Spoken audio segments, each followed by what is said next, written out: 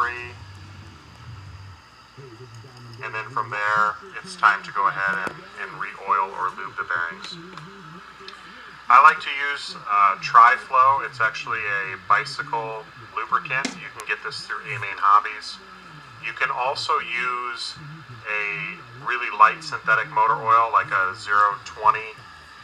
The motor oil, though, tends to kind of gum up a little bit more or almost attract a little bit more dust, where the Tri-Flow, once it's kind of spread and coated within the bearing, you can take and blow it out with air, and it just doesn't seem to attract as much dust or dirt. The Tri-Flow, you do need to shake it up good. I have it just in a different bottle for traveling here, but before each use you'll want to shake it up, because otherwise it'll kind of settle to the bottom or to one side.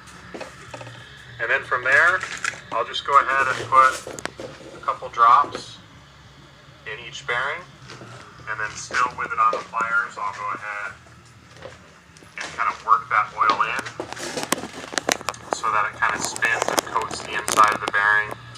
And then from there, again, I'll just wipe it off on a clean towel. That way any excess oil isn't sitting on the surface to allow dust to attract to it. And then you can see there, with no weight or no kind of rotating mat.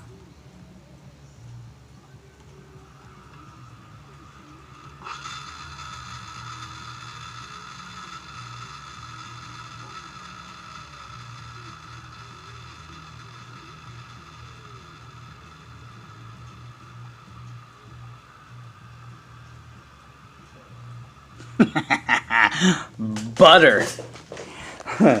That's sick.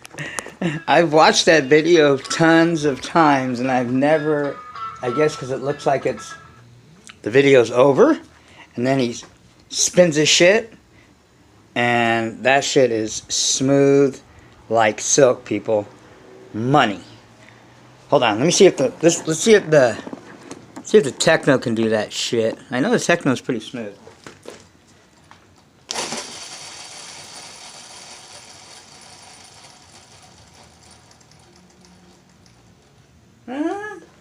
Not bad, not bad.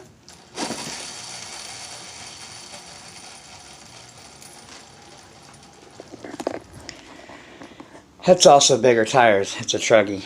These things are smooth like butter. Mugen's good. But the Techno drivetrain is like, man, this thing is like silk.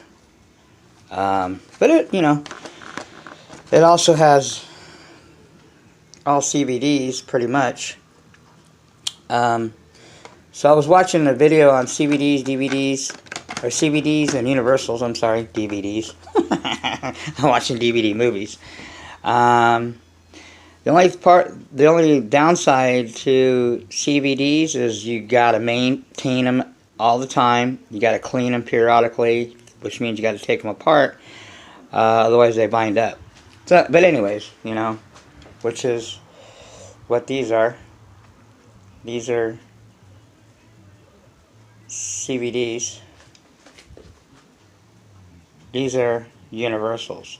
Now, the MBX8s, the new ones, they have the regular dog bone drive shafts instead of these Universals, which are supposed to be a lot smoother, better bite. But anyways, I'm going to check them out. So, welcome, Nitro Nation. Peace, everybody. Hope everybody had a great Easter. Family time. I didn't get a chance to run this weekend. I think this is the first weekend, and since I can remember, in a long time, that I have not done any brapping. But, it's family. Family is way more important. It's sick in the head as the Muggy Maniac is. As much of a freaking gearhead, nitro head, brap head, family is always first, man. Family is more important than all of this, man. Okay? So yeah, I spent time with, the family, auntie, moms, the kids, everything. So didn't get a chance to run out of anything. So I promise you though, um, within the next couple days, you will have some serious running footage, okay? You might even get a back-to-back. You might even get a couple running footage with the Techno, because the Techno is ready to rock. And you might get some muggy over here, because the muggy wants to get some brapping in too. And get out there and brap the muggy. Changed a few things. Little clutching, gearing, piping stuff. So anyway, where are we at? Project MBX 7 revision. I mean, this is how you take care of your shit. This is how you maintain. Oh, by the way, welcome all newbies. Welcome all middies, oldie but goodies. Muggy maniacs, truggy maniacs, buggy maniacs. Yeah, monster truck maniacs. Yeah, as long as you don't got any the pull start and bump start shit. If you're still fucking with that, then I guess you haven't had enough headaches yet. Eventually you will learn. And once you go to truggy, you won't be playing with no monster trucks no more. Trust me. Maybe some muggies, yes, but no monster trucks. But if you like monster trucks, hey, whatever floats your boat. Teach his own, man. If that works for you, the pull start, the rotor start, all that headache bullshit, or maybe you never had any bad luck or headache with rotor starts and pull starts, and that works for you, and hey, go for it. Knock yourself out. But anyway, I gotta get something off my chest real quick. The Muggy Maniacs always got, something going on. Something gets them fired up. Okay? Doesn't take a lot to get me going. Okay? But anyway, you get, I'm, checking out some of the newbies and some of my new subscribers. And if you guys don't know this or not, I'm always keeping an eye out on what's going on around me. Okay? I'm not blind to the fact of anything. I'm pretty YouTube savvy now. There's people that float around YouTube. Now, I learned these from my daughters. And I got, my daughters are in college. They're smart girls. They're hard workers. They're pretty technologically savvy, I should say. The Muggy Maniac, man, I'm lucky I can run this thing over here. And now I got another one over here too. So I've got two of them now. This one was my early Father's Day present from my daughter. And my daughters, and yeah. So I mean, I'm technically challenged, okay. But my kids, man, they're on it, man. They always keep me updated. They keep their old man in line. But anyway, my daughter was telling me about, oh, Dad, those guys, what? Because I go, what are those people? You go on their YouTube, their channel or whatever, and they don't have anything, not even a picture, no content, nothing. My daughters are saying, oh, Dad, those are what they call YouTube trolls. Those are people that got nothing better to do, no life, to just float around. And they're either too ignorant, just too lame, or whatever the case might be to make a channel. Or maybe they just are the reason they don't make a channel because they don't want to be a channel. They just want to float around, check people's shit out, and throw in their two cents here and there. But never do anything of their own. They're called trolls. That's what they call them in YouTube. I'm learning these things, okay? YouTube trolls. And there's a lot of freaking trolls out there, man. Trust me. When my daughters educated me on this shit, I was like, oh my gosh, that's what these people are. Because people will make comments. I'll get people that make comments on my channel, and they don't even have a freaking picture. And like I said, if I can do anything technologically, especially a YouTube channel, I don't know how to do all the editing and all the video splicing and all the fancy shit that, some of these people, like who. And we'll talk about who in a second. Just to briefly, though, because remember, I don't want to waste a bunch of time talking about, you know who, Mr. Has-Been, okay? He hasn't been really bothering me lately. He's just been doing his thing. I mean, he throws in his punches here and there at me on his video. He mentions my name here and there. He'll plug me, which is cool. Hey, it's free advertisement for me. I don't care. But anyway, these people make these comments and they don't have no picture. They have no content, no channel. Or if they do, it has nothing to do with Nitro. Those people, fuck off. If I catch them on my channel when I go to check your shit, or you happen to subscribe, don't be surprised if your ass gets blocked automatically from the get-go. Unless you're a brand new Nitro guy. And even if you're a newbie, it's going to show on your channel that you've been watching some videos. So I can look and say, okay, this guy's been watching some rap videos. Okay, let's give him a shot. But within a week, if you still haven't done a picture, you haven't done anything but run your mouth, then you're out. You're getting the boot. Well, I mean, you can watch my shit. I can't govern that, unfortunately. I wish I could, or I'd keep people from even watching my shit, But anyway, I can control who makes comments. So if I check on your channel and you don't have anything, and you don't even do Nitro, you're not making any comments, because I don't want to hear any of your bullshit, because you have no weight to what you're saying. I don't care. Maybe if you have tons of years of Nitro, or if you have a lot of experience of 8-scale Nitro, and still you don't have any channel content, you're a troll. You're a guy that, unfortunately, sadly, knows and can contribute to Nitro, but is just a lazy fuck, and that's what it is too. You're a lazy fucker. Excuse my language. This is where Muggy Maniac gets fired up. You're a lazy fucker, and all you want to do is make comments on people's channel, but you don't want to show your shit, or maybe you don't. You're not that good at it. You just talk a good game because you have no proof. You have no running footage. You have no tuning footage. You have no wrenching. You have nothing. So if you're that guy, get the fuck out, okay? Go fucking get entertained by somebody else, because you're not getting any, I ain't having it on my channel. Like I said before, I'm trying to keep this pure, trying to protect the new guys and the people, more importantly, as well as the new guys that want to learn and want to do and want to just get all in on Nitro. They're like, you know what, fuck it. Let me get an RTR or some, whatever, Nitro, and as long as it ain't a Traxxas. Traxxas bullshit. That either. But anyway, something and get it going, and let me give an effort. Let me try this Nitro and let me try to learn. And it doesn't have to be for me. There's plenty of people. You can learn from Drake. I learn from Adam Drake all the time. Mr. Zah. Learn from Mr. Zah. Mr. Raja 111. Elite RC. A lot of these guys that I talk to all the time, whether they're into 5th scale right now or whatever they're into, they just have a lot of Nitro knowledge, and 8-scale Nitro knowledge. Anything with gas, there's guys that I go to. If they're fucking around with gas and electric, fuck off those guys too. I don't even subscribe to those guys. There's a couple guys that I was watching and they were doing Nitro, and all of a sudden they broke out the E-word, and I'm like, oh hell no. This guy's doing E-word too? He's double dipping? Fuck that. I unsubscribe to those people. I don't even watch them.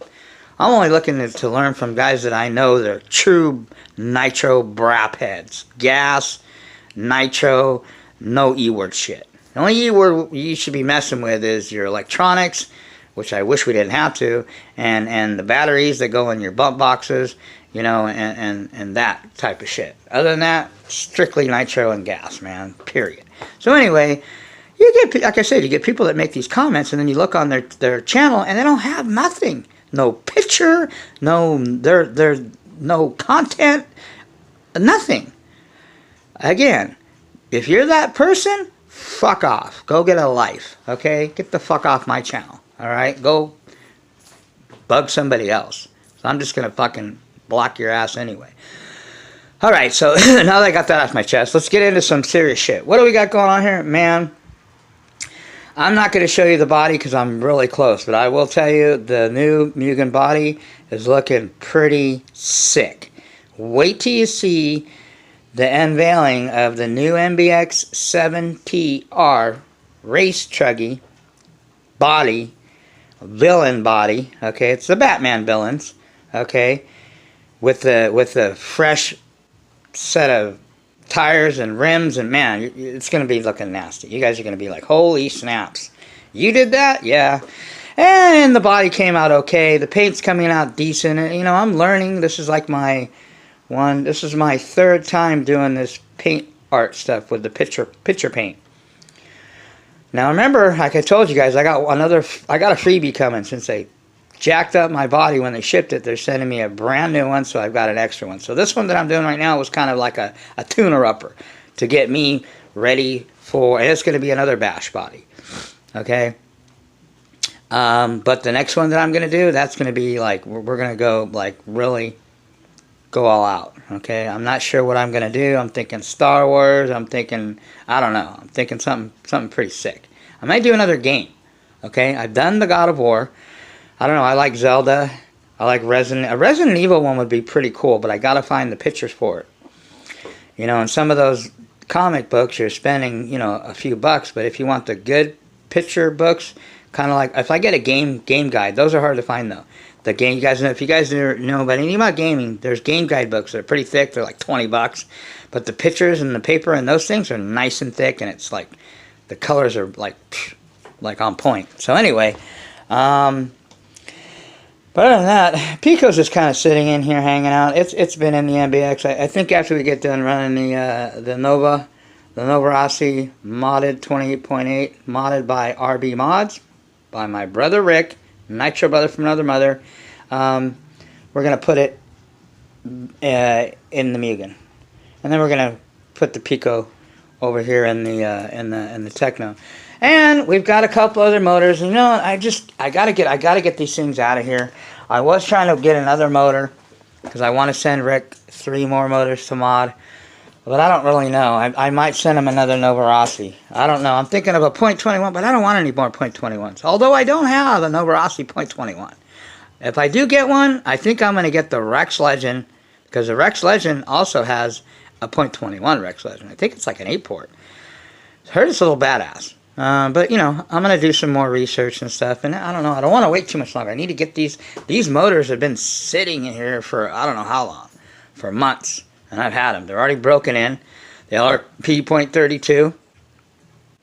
Brand new. Spec 4. This thing's broken in.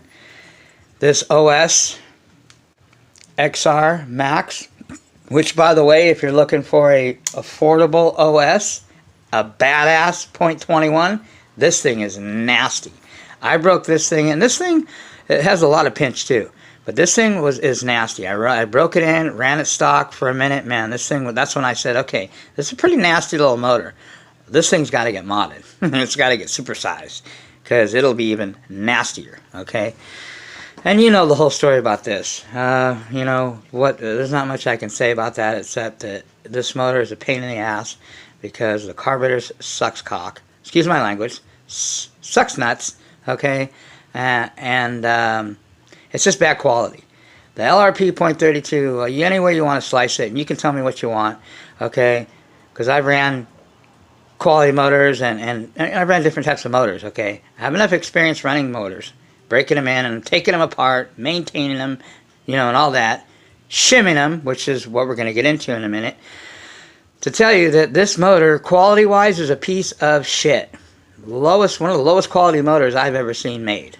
And I can't understand, because, I mean, when you look at the thing, I mean, the head's beautiful, I mean, right? The heads on these things, I mean, this head is a work of art. I mean, but that's about it. Other than that, when you look at the internals and you start looking at the piston, the sleeve, the crank, the rod, I mean, just everything, it's a piece of shit. Very, very low quality motor. I mean, this OS, and it's just a rice burner too, well, that is too, but this OS is way better quality, engineered. Just the way it's made, the block, the crank, the carb, everything, man. This thing, besides the blue head, everything on this motor is a piece of shit. The only reason that anybody even deals with these LRP .32 is because if you spend the money on them, and you put the money and you change the carb, and you get it modified, it's a sick motor. And I've seen it, you know, and I've ran it only stock. I haven't ran one of these yet modded. So this is going to be modded soon. Nova Rossi carburetor, the whole deal. and then I'll have my final say-so. But just from where I'm at in a break-in standpoint, I've broken it in, I've ran this thing, I've messed with the carb. It's a great, powerful, strong motor, and I know it's going to be sick when it's as modded, but the quality and when you start taking it apart and you look at it, it's garbage. My Offna is better quality than that. And the Offna is made in Taiwan. And I don't even want to talk about Reds and Novarossis and Picos. Those aren't even, this thing here isn't even in the same district. Okay, so I had a guy ask me about shims. We're going to get into something technical. The Muggy Maniac hasn't got technical too many times. I can be. I just try to keep this, so the newbie doesn't get lost. So if you're a newbie, it's not confusing. This is something you're going to eventually learn. And this is a great, okay, I want to emphasize that, tuning option. When you're tuning, when you get to the point, because you can only tune the carburetor and the needles and your clutch and your pipe, all the things that we talk about, okay? The fundamentals of nitro is tuning. And it's not just your motor, tuning a lot of stuff. Tuning your suspension, tuning your shocks, tuning your frickin', you could talk about tuning your wing. There's such a thing as tuning your wing. Setting the downforce on your wing. And like I said, the shocks, and the ride height. There's a lot more tuning than just the motor. But the main meat and potato of tuning is obviously the motor, because that's where people get stuck and people get all, excuse my language, all fucked up. And they can't tune a motor. And then they get frustrated and they quit and they go do freaking E-word, man. That's what we're trying to prevent here. I feel the same way as Mr. Za. I don't want people quitting this shit and going to do E-word. Fuck that. So anyway, not if I can help it, or us in the nation can help it. And by the way, shout out to my boys out there, my newbies, my two main new pupils. Actually, there's three of them. Nitro only. Cool kid. Has a lot to learn. Very rambunctious. You could tell he's one of those young, smart kids. Not really know how old he is. His name is Alex, but he's no dum-dum. Okay? But, like I told him, he needs to slow down because he gets a little excited. All about nitro, that's him. And his name is Alex. He lives in Germany. I think he's German. But anyway, this kid is just, I admire his spunk and his tenacity. And I told him, you need to slow down, bro. You're getting way ahead of yourself. Some people are too smart for their own good.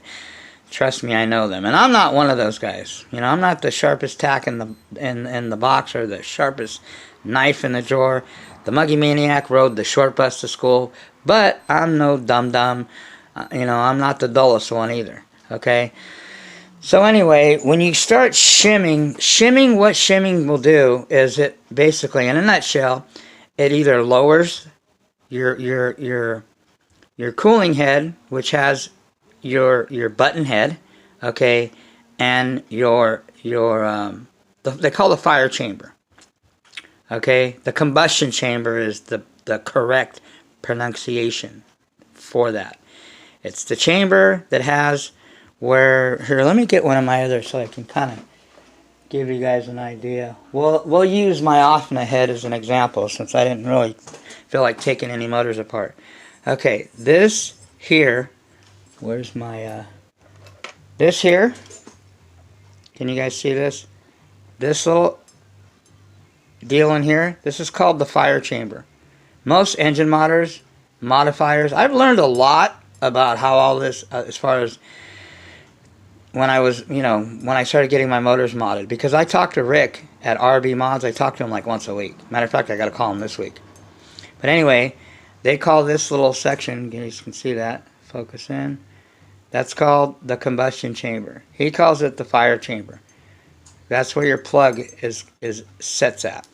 So what happens is when the shims, this is 0.21, okay, with the shims that go over here, okay, you guys can see that?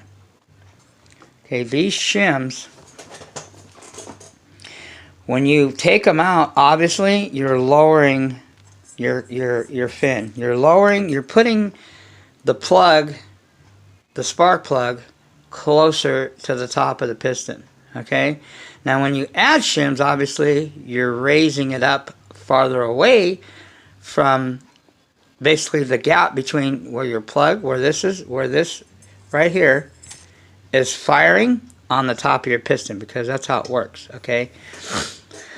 So when you take shims out, you're bringing it closer to it, and what that does is it causes or creates more compression in your motor. When you take it, when you raise it, it lessens the compression. Okay, now what is the cause and effect of all this? Well, let me explain to you.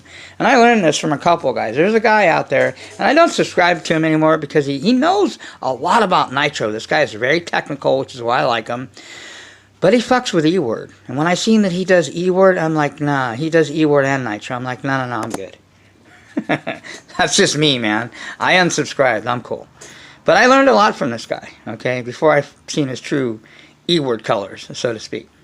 He explained how the shimming works.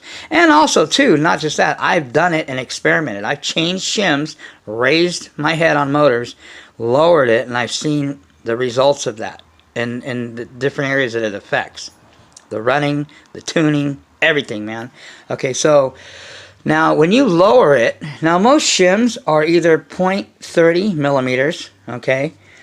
Like I said again, you need to invest in a micrometer. If you don't have these, let me real quick, I don't want to get off subject. If you're brand new, you're a newbie guy, these are I'll give you a quick tip on a couple things that are necessity. They're mandatory. You need to have them if you want to have less headaches, okay? One is one of these, and this is going to come in handy in a lot of different ways, trust me. Especially when you're ordering parts and it's in millimeters and you don't know what yours is, you're going to need to measure your shit and say, okay, it's 20 millimeters, okay, or 0.20 millimeters or whatever. Let me see if okay, all right, that's the one I want to order. You order. Otherwise, you're going to get shit like I've got tons of shit like that, and it was the wrong one, the wrong size, it doesn't fit because I didn't have a micrometer to measure it. Unless you want to try to convert inches to, that's a headache. Just buy one of these. They're not expensive. They can be, but this, Harbor Freight, man. If you don't have Harbor Freight, wherever they sell them, electronical stores or whatever. I think I paid $10 for this thing. I need to get a new one. I'm going to get another one. That you need to have. You also need to have one of these. Get yourself a damn temp gun, okay? They're very cheap. Again, $20 or less. Okay? And another thing that you need to have is you need to have one of these, a heat gun. Trust me, it's not just for heating up your motor. This thing has a lot of uses, trust me. Okay? Many. So anyway, back to shimming. So, now the margin that you had, then, what were we talking about? Oh yeah, shims are anywhere from 0.30, some of them are 0.10, 0.15, 0.20. So I'd say from 0.10 to 0.30 are your shims. This is a 0.30. This is a 0.20. Okay? So when you remove shims and you lower it and you create more compression. Now you don't want to go less than 0.40. Okay? Do not go less than your margin that you have as far as your shims are from 0.40 to, let's say, 0.80. In between there. Actually, the cutoff should be 0.70. Now, I had like 0.74, okay, on the, which is not, it's not going to ruin anything. It's just it had a lot of top end, but no bottom end, okay, on the reds. This reds, the shimming was 0.7, I think it was 0.78. It was pretty high, okay, and it had, it didn't have a lot of low end torque, a little bit of mid, it had a lot of high end, ran a lot cooler, run times were like off the charts. But I like my bottom end. You guys know me. I like my snap. I like the front end. pulling wheelies, doing back, whatever. I like my low end torque. I like my like that snap, that neck jerking snap shit. That's what I like. Okay. So I lowered it down. Okay, took a couple shims out and shimmed it to there's a .053 shim in here now. The combination of shims. Okay, man, it changed day and night. It doesn't have as much top end, but it's a .21. They scream anyway. They don't need a lot of top end. But the low end and the mid, man, it's killer. And because it was running cooler because of the higher shims, which is what that'll do, the Reds doesn't like to run cool, man. I couldn't get, when it was running the higher shims on it, the .78 or whatever I had in there, I was wondering, man, I'd be brapping this thing for a minute, and it would only be, barely 200. This thing likes to be at 300, man. That's when this thing, wakes up. This Reds motor doesn't wake up till around 250, 300 temp, okay? Under that, it's just kind of lagging. It's lazy. I mean, it braps and it performs, but that's just how that motor is. So I'm saying, man, you eventually will know your motor. That's why, again, I don't want to get off track, but you want to break in your own motors, man, because you want to get to know this thing. The better you know what your motor does, how it sounds, it'll talk about, it'll tell you what's up. If you're in tune with your motor, then your motor will be in tune. Does that make sense? If you're not in tune with how your motor reacts and how it performs, and if it likes to be run a little rich or it likes to run a little bit lean and everything, your motor will be in tune. If you're not in tune with your motor, which means you don't know your motor that well for whatever reason, then your tune's going to be all over the place all the time. I know the motors that I run, I know my Reds now, I know my Nova, okay, and I know my Pico. Okay, I know my motors. And it took me a while to get to know them. Okay? I sound kind of crazy, huh? That's when you know you're sick in the head, when you're talking about getting to know your motors. Build a relationship with your motors. If some normie, people normal call normies, if they heard me talk like that, they were like, this guy, excuse my language, is fucking bananas. Well, yeah, I am. I'm bananas for nitro, okay? So anyway, back to shimming. Lower the shims. More compression. What does the compression create? More top end, mostly top end. Your mid and your top are going to come from creating more compression, but you're going to lose, your mid and bottom. Your mid and your bottom end on your motor, by getting more compression, lowering the shims, getting the head closer, okay, the spark closer to the top of the piston, more bottom end snap, just grunt, and mid. You're not going to get a lot of top. Okay, the downside of it is your motor is going to run hotter, and your fuel economy is going to be less. Okay, are you guys taking notes? So lowering your shims will give you more bottom end and top, and mid, but mostly bottom, you'll notice. Okay, it'll lower your fuel mileage, and it'll run hotter. So that's why you don't want to really go really low on your shims. You got to find a happy medium. You want the bottom end, you want that mid, but you don't want too hot, and you want better fuel times, okay? Better run mileage, fuel economy. Now, when you raise the shim, which means, you're putting more shims in gradually, and you got to play with this. You're going to increase your run times, and you're going to increase your top end, and you're going to increase, or you're going to cool, your motor will run cooler. So that's why I've found around the 50s, between 50 to 60, somewhere in there on most of my motors, I'm getting good bottom end, good mid, good top, not unbelievable gas mileage, but decent fuel mileage, and the motor's not running too hot. Okay, and that's going to be all about you finding that gap that works for your motor, because all motors are going to work differently.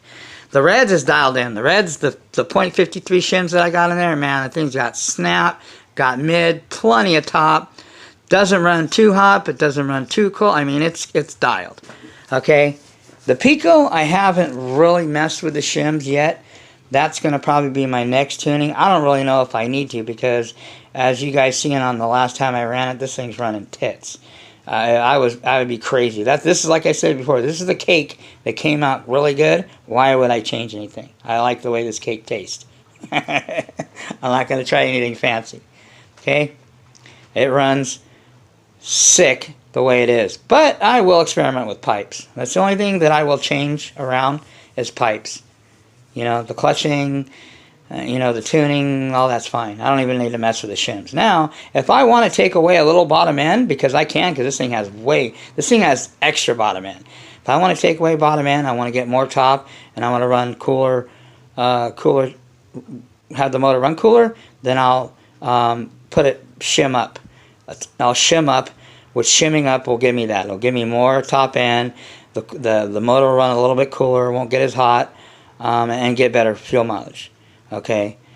Now, if it was the other way around and I needed more bottom end or whatever, then I would shim down. So you're either shimming up or shimming down. But you want to keep it between 0.40 millimeters and, let's say, 0.70, in between there somewhere. And you're going to have to get a feel for where it is. And you just measure it. I mean, it's typical, you know, simple math. If two of these shims, here, if Johnny had an apple, 2 apples, or had 4 apples, and he ate one and gave away one, how many would he have left? Remember those questions in school? Well, he would have 2, okay? Like I said, I'm not the smartest, I'm not the smartest guy, but I'm not no dum-dum, okay? You don't have to be a rocket scientist. I mean, you can, you know, it adds more, I guess, you know, more options to what you're doing, but you don't need to. So, did I drop a shim? Where the hell? Oh yeah, it's one's on here. So, if I got 2 shims here that are 20 millimeter, or 2 that are 30 and 1 that is 20, that's 60s. I got 80. That's, I mean, I could actually do 120 and 130, 50. I could do that and see how that goes, and so forth. Take it out. You know, you're gonna have to mess around with it. Okay, so that's enough on the shimming. I hope that wasn't too technical. I'm not the smartest guy in the world, but you know, I mean, this is just another tuning option. If you're brand new, if you're a newbie, I won't even be taking apart your motor yet. You're not even ready to take apart your motor. Just learn how to tune the damn thing, okay? Learn how to deal with your needles and watch more tuning videos and get better. Like I said, the best tuning video that you guys can watch is not me, JT12. Okay? Watch that guy. Little British kid. JT12.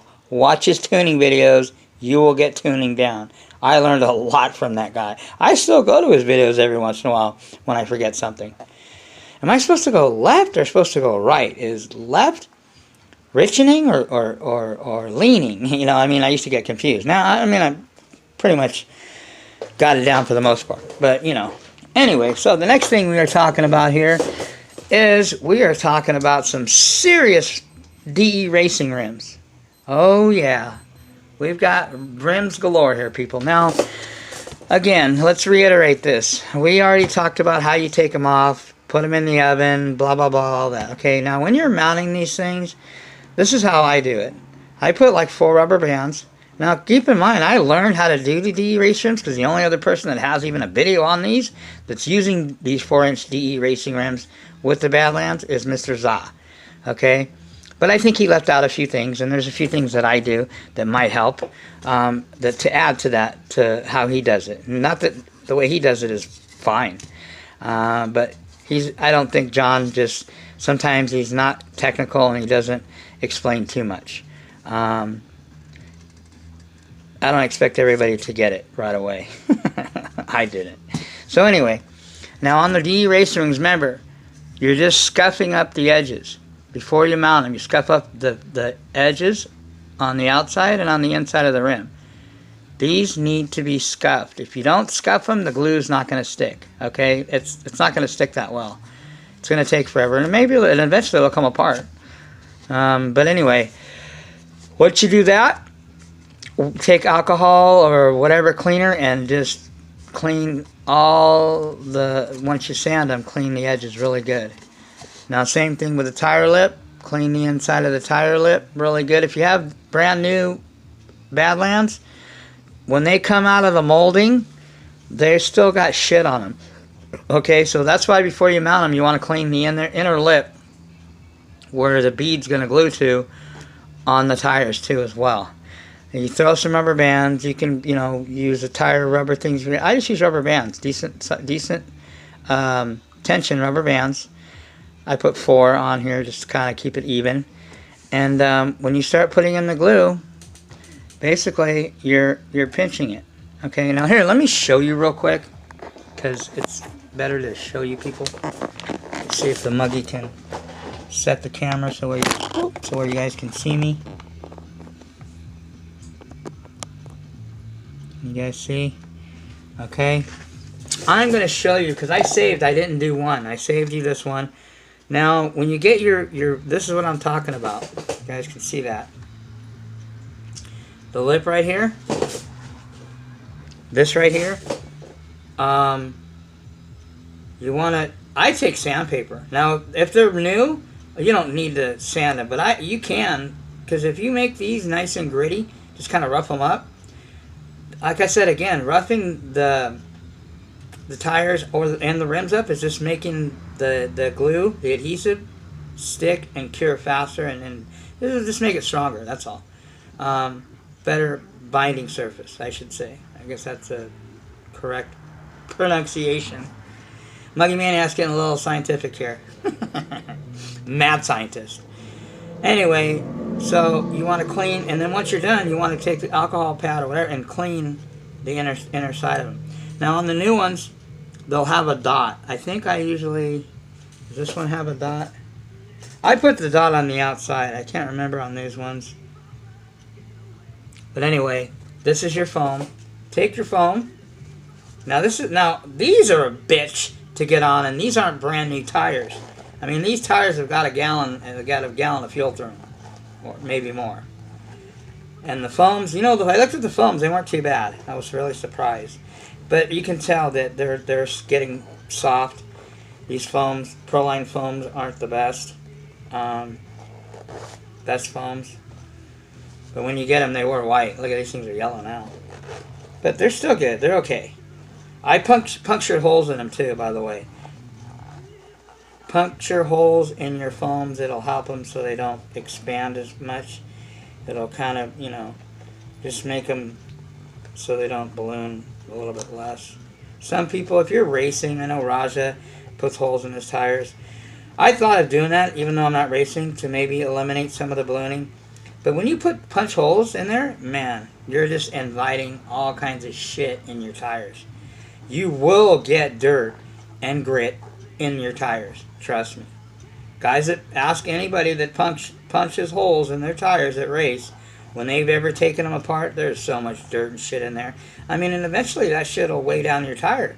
Getting dirt and tiny dirt over time inside, it's gonna weigh it down. So what I do, now when you go to mount these in, okay, you put the foam in there, make sure it's, nice and even. The rim, you're going to want to put it in like an angle like this. And I kind of push it in. You guys can see that. And I stretch it. I pull and kind of work it in. These things are these things are worn in, and the rubber's getting soft, and they're still hard as hell. So I know, and I remember when you do these brand new, it's going to be a little bit of a workout. You're going to be pulling and tugging. But you just want to make sure you keep the foam even. You don't want to get it bunched up and pinched up, because then you're gonna have to pull it out and do it again. You don't want that. You can't run it like that. Your tire will be like freaking not only pizza cutter, but it'll be fucking crooked pizza. It'll be wobbling everywhere. So I kind of get them in a little bit like that. Then what I'll do is I'll pull the lip over. You guys can see that. Pull it up to the front like that. Okay. Now, I usually don't show these type of videos where I'm doing anything. You guys will look on my video history. You don't show me. You don't see the Muggy doing a lot of wrenching, because I'm real tedious on my shit, so I don't want to bore you guys to death.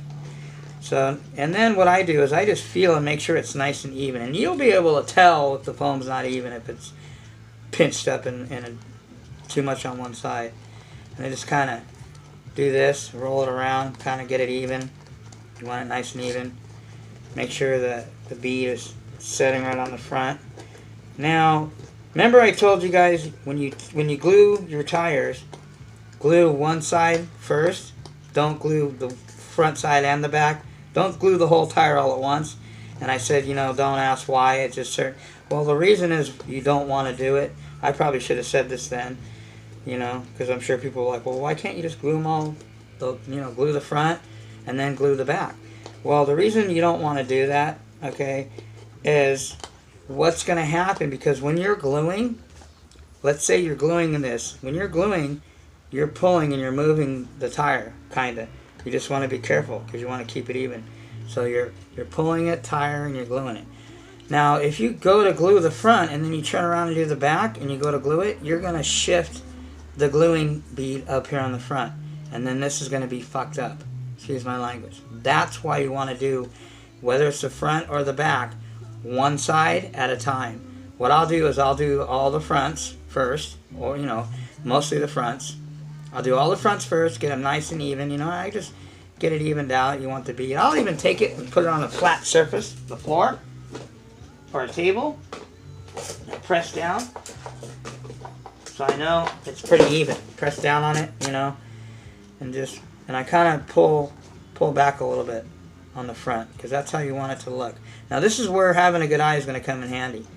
You want to make sure your bead's nice and even all the way around, because the last thing you want is a wobbly tire.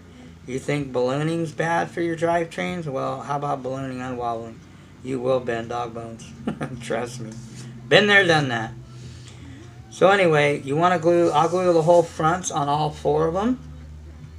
Let them dry. I'll let them dry overnight, to be honest with you. I'll do one side. And that's the good thing about these knobbies. The rubber bands stay in there. I'll glue the front side first, all of them. Make sure they're glued right. And then I'll let them set for either a day or 2. Just the longer you let the glue cure, the better gluing job's going to get done. It's going to last a lot longer. You won't have as many issues. I mean, the only reason I'm even doing these tires, redoing them again, I'm putting them on different rims, but is because they were starting to come off. So we'll see how this goes. I'm sure the ballooning issue is not over. I really was going to do the Gorilla Tape on the inside. I just don't like doing the tape. It's a pain in the ass to do it, and you know, it does add weight to it, so I guess we'll have to live with whatever ballooning helps. I mean, whatever ballooning goes on after this. So there you go, like that. Get the front like that, and then, you know, I'm gonna glue all these things. So anyway, that's enough of my wrenching. Where are we at? We're at 48 minutes. Okay, well that's it. You guys have seen enough. Just wanted to update you. Like I said, I like to think that I'm a man of my word. I got some brapping videos coming up shortly in a couple days, okay? But you guys will see some brapping, and we will show you the finished product. I will do the unveiling of the new MBX7 makeover. It's a cosmetic makeover, so there's nothing wrong with anything else in here. There's nothing else I can do as far as upgrades. Well, there is. I'm going to change the drivetrains out to the dog bone style. I'm not going to deal with these universals anymore. I'm going to put the MBX8 has the new dog bone drivetrains, which are way smoother. And I think I'm going to get the carbon fiber steering plate deals here, which helps your steering a little bit. Other than that, there's nothing else I can really do. This upgrades. I mean, I've got the front rear aluminum brace, which I got to mount that one up, and I have the front aluminum brace. Now, if you're getting in some serious bashing, definitely look up King heads. See, that's in a 7075 aluminum, okay, chassis brace, front and rear. Okay, those aren't plastic. Those are aluminum. I don't run plastic chassis braces on my shit. I don't want, you want zero flex. If you're running plastic chassis braces, what happens is, you may not know this, or maybe you do, your chassis flexes. That flexing is going to eventually bend your drivetrain. Okay? Ask Mr. Zah. He can tell you that. He's bent plenty of them. So anyway, that's all I got, people. Muggy Maniacs out. So if you guys have any questions on the shimming, I think I explained it pretty good. I think that's pretty basic. That's just another tuning option. It has its, benefits. So, but I wouldn't suggest that to somebody that doesn't. You're still trying to get your motor tuned. But if you've got your motor down to where you know how to throw down, you know how to tune it, give it a good tune. This is like the next. I don't like to use John's word, but it is the next level. This is the next level of a tuning option, shimming your motors, okay? The Nova Rossi 28.8 Rex Legends, they don't come with shims. They don't need to. That's probably why they have a lot of torque, because it's down tight compression on top of that piston. So anyway, that's all I got, people. So Muggy Maniac is going to finish gluing up the tires here. I got to finish up this body, and next up, like I said, will be the Techno. The Techno's gonna rock and roll, and that's about it. So anybody have any other questions? I know the one guy, Big Jim, said it was $46 to ship that picture glue shit that I use on to do my bodies to Australia. That's crazy, man. I'll try to help him out, see if I can find another way that he can get that stuff. I mean, if I can get it to you and you got some shit that you can trade me, I mean, I paid like $12 for that little tiny thing, so whatever, we'll work something out. I mean, I know he's interested in it, so shout out to again, all my new pupils, Mr. RC Nitro only, and Mr. Whipkey doing his thing. Vincent, that's another one of my new pupils. Vincent, hope you're gonna getting that issue worked out on your adjusting your idle or whatever it might be, your low end.